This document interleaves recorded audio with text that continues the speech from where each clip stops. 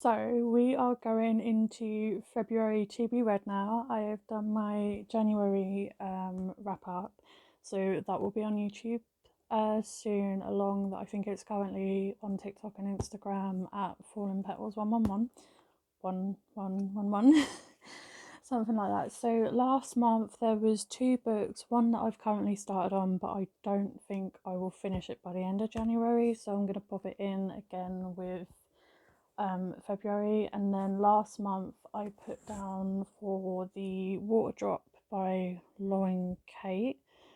But unfortunately, I ran out of time for that one, so I currently read 5 books in January. So I kind of put that one back in the to be read pile that's sitting in the bottom of my wardrobe, just cluttering up everywhere. So maybe in the future, if I decide to give that one a go again, I'll give that a go. So I'll just keep rotating everything till it takes my fancy to read what I'm going to read, and whatever I feel that I don't love, I will then sell or let go or whatever. But for this month, just because there's 28 days in February and I'm going to be taking part in a festival as a volunteer, so there's going to be for 3 days plus my other volunteering that I'm going to be knackered for. So there may be maybe 2 or 3 days, 4 or 5 that I might not read for.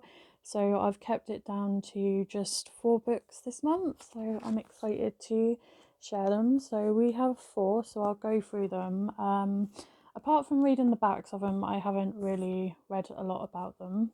But the first one that I have started from January that I kind of, again, is a library copy, so I kind of need to get back to him. So is If I Die by Rachel Vincent.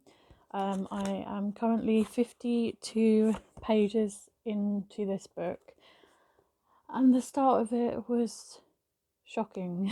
So I have so much more to read, but Kaylee is on the death list this time. It's not somebody else, it's actually her. So that is interesting to read that from that concept of kind of this time, apart from everybody else. Because before it would be other people and not Kaylee, but she's actually on the list this time. So so far it's enjoyable. I think did a sit in the other night when my boyfriend was here, and I was really like, I was like, I don't want to stop, but I feel so rude for just ignoring him.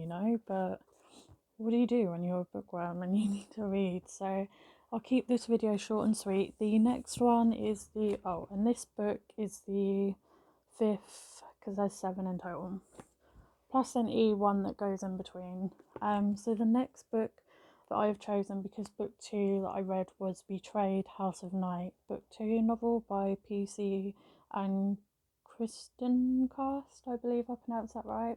I'm so sorry if I've got it wrong. But a lot happened in book 2, and her best friend actually died, but then came back as something horrible. And they're all kind of trying to sort it out. So I thought that as I enjoyed book 2, I did enjoy book 1, but I don't own them because I borrowed them from the library. I have the old hardback copies that my other half got for me because he volunteers in a charity shop as well. So they had donations of them, so he got me those copies. But no, the rest of them I borrowed from the library. But this is book 3, and this is Chosen by PC and Kristen Cast. So now they've established that Stevie Ray and a couple of other characters are kind of dead but undead kind of thing. I suppose in this book they will be focusing on solving that and the tutor kind of thing and trying to figure stuff out. So I am looking forward to jumping into this one. And then the third book for February is I have this one for so long since the release date, which was released in like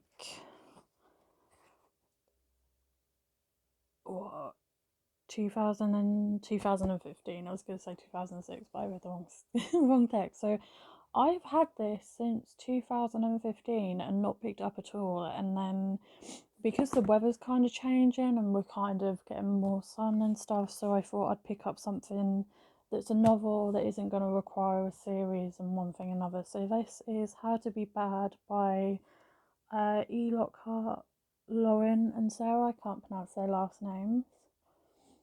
So this is about